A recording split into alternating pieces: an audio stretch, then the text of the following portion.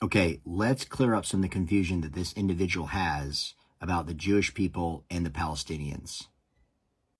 First of all, Palestinians and Israelis worship the same God. It's the God from the Abrahamic religions. Okay, so Jews believe in Yahweh, that God is one. He's not a unit, but in unity. Yahweh is a personal God, and they refer to him as Father. Muslims, on the other hand, they believe that Allah is represented in 99 Arabic names. Muslims do not believe that Allah is their father. You can see this in Surah 354, 799, and 830. So according to the Quran, it teaches that Allah prides himself with being the greatest of all deceivers. That is not the God that the Jews believe. Second of all, Palestine is not going against God by not wanting to give up their land to Israel, land that they've lived on for hundreds of thousands of years. If the US and the European nations are so for Israel, they should give them land from Europe or land from the United States to live on. They should let them make a country there, not on Palestine. Okay, so I hate to break it to this woman, but the Palestinians have not lived in the Holy Land for hundreds of thousands of years. Also, she completely misses the point about the historical and theological importance of the Abrahamic covenant of Genesis 15 all the way to chapter 17 and the role that the city of Jerusalem has played in the history of the Jewish people. The Bible does not say anything about Israel.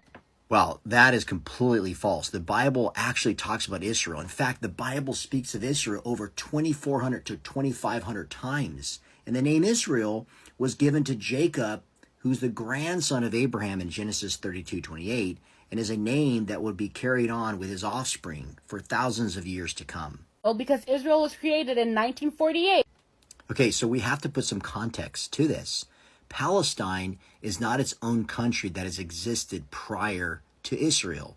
It's only through the British Mandate that people were called Palestinians. And way before that, the Romans actually used the term Palestine as a way to downplay Israel's occupation in the Holy Land. When the British and the United Nations decided to fight a war with Palestine and cut that country in half to create an ethno-state for Ashkenazi Jewish people. And ever since that war, Israel has taken more and more and more of Palestine's territory.